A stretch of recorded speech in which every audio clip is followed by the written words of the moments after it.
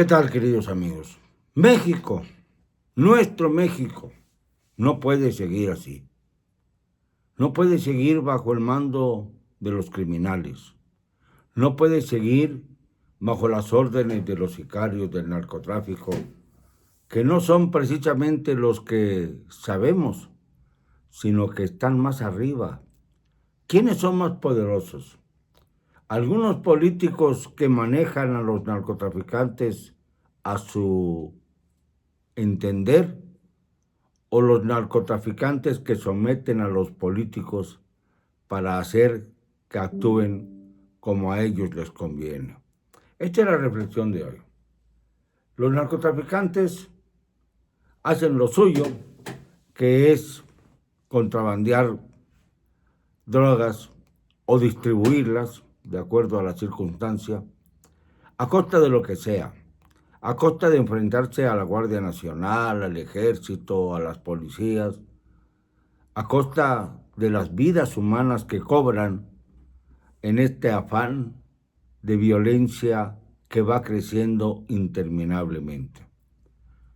Pero aquellos que están detrás de ellos, los políticos ramplones, aquellos sujetos que deben sus cargos al poder del narcotráfico, o que bien son ellos quienes manejan la red de sicarios que les conviene, estos políticos deben ser desnudados y deben ser exhibidos.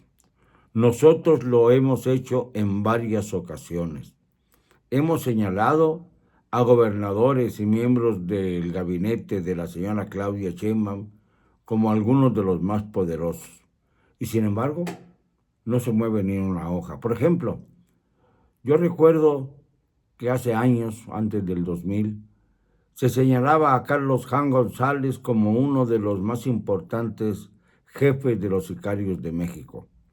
Tenía un gran poder político, pero su poder también se distribuía entre los cárteles del narcotráfico. Y esto lo sabíamos todos.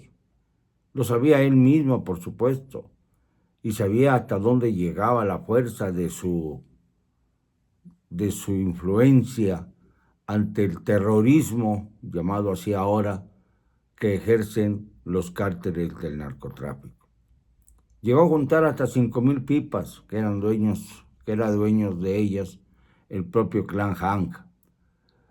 Y claro, tenía controlado las raíces de comunicación que le daban fuerza a sus grupos y a sus clanes. Y por supuesto, a quienes los cobijaban. México ha sufrido mucho en estos días. La aparición de campos de exterminio nos sitúa en los tiempos de la Segunda Guerra Mundial. Nos sitúan en lo que llamamos el nazismo, el de Hitler, o el fascismo sobrevalorado de Mussolini y de Franco. Pero aquellos eran dictadores brutales y sanguinarios. Lo que está ocurriendo ahora es que los poderes fácticos, es decir, los poderes del narcotráfico, se están apoderando del gobierno de la República, si no es que ya se apoderaron. Porque la tibieza de la señora Claudia Sheinbaum es ya verdaderamente preocupante y enfermiza. Una mandataria, o una mandante, como yo la llamo, que es la que ha aglutinado más poder institucional en la historia de este país, porque no solamente es la jefa del Ejecutivo Federal, sino que controla al legislativo a través de las bancadas de su partido Morena, que están enfrentados, pero que responden ya sea a Claudia o al señor de Macuspana, que no se va como había prometido. Desapareció, sí, de los radares, pero sigue volando a baja altura para que no se mueva ni una hoja del árbol de la corrupción sin que él lo determine. Pero también a partir de este mes de junio, ya muy pronto, julio, tendremos una elección a la que no voy a asistir y conmino a los mexicanos a que no lo hagan porque es una parodia que va a ensuciar más las manos de aquellos que ejercen el poder.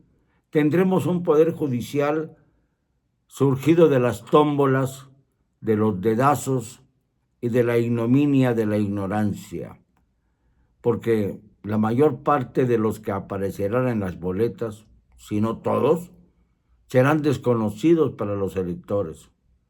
Y votar se puede llevar entre 9 y 14 minutos si uno conociera a los personajes de que se trata.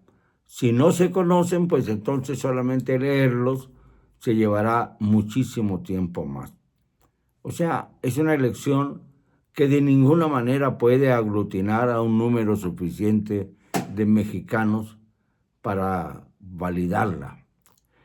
Esto es algo importante porque de esta manera la señora Sheinbaum va a tener el control de los tres poderes, como nunca antes. Y sin embargo, es la más vulnerable de las mandatarias, bueno, de los mandatarios y mandatarias, aunque sea una sola la mujer que ha llegado a la presidencia, es más manejable por los elementos que la rodean, la atosigan, le aconsejan y reducen toda fuerza y potencialidad a una señora que quizá tuvo buenas intenciones en su juventud, como Luisa María Alcalde y como otras más que eran activistas y se sumaron a Morena creyendo que ahí iban a encontrar el camino de la redención, y lo único que hicieron fue sumarse a la putrefacción del pasado, encontrándose en Morena con los priistas y los panistas más atildados de la época negra del priismo y del panismo. Entonces, cuando se habla del PRIAN, se está hablando de Morena, esto lo hemos dicho ya muchas veces. Pero hay que recordarlo, hay que tomarlo en cuenta, sobre todo en esta hora difícil en la que el acecho de los Estados Unidos contra México va creciendo de tono, aunque Trump llame la mujer maravillosa a la señora Sheinbaum. Mujer maravillosa, ¿por qué? ¿Porque se le dobló como Andrés Manuel? ¿Porque acaso aceptó las condiciones? ¿Porque ese mes de plazo que nos dieron, que se vence el 2 de abril, pretendían con él tratar de que se tomaran medidas para tratar de evitar una catástrofe económica y financiera? Pues, queridos amigos, se acerca el 2 de abril a pasos agigantados y no vemos que haya un programa, un proyecto, un plan B, un plan C, un plan D, que sirva para tratar de repeler las ambiciones de Donald Trump, injerentistas y soberbias. Ya no se puede aguantar casos como el de Canadá. Humillado, ofendido, el antiguo canciller Justin Trudeau, y ante un reto terrible, el señor Carney, que lo sustituyó. No saben todavía cómo reaccionar más que con aranceles del mismo tipo y mediando también el hecho de que Canadá controla el 30% de la electricidad que Estados Unidos requiere para iluminarse y destacar en el universo como la nación que gasta más energía eléctrica del mundo. ¿Y México? Nuestro México, encerrado en los campos de exterminio mediante la cooperación del narcotráfico. Y no se va a hacer nada. No van a perseguir a los gobernadores de Jalisco que propiciaron esta situación, a los de Tamaulipas. Y lo digo en plural porque no son solamente los actuales mandatarios. Por ejemplo, en el caso de Jalisco, Pablo Lemos, pues acaba apenas de comenzar su reinado en Jalisco, pero también él es responsable porque el descubrimiento se dio ahora y debe por lo menos actuar en consecuencia en contra de su predecesor, que es de su mismo partido.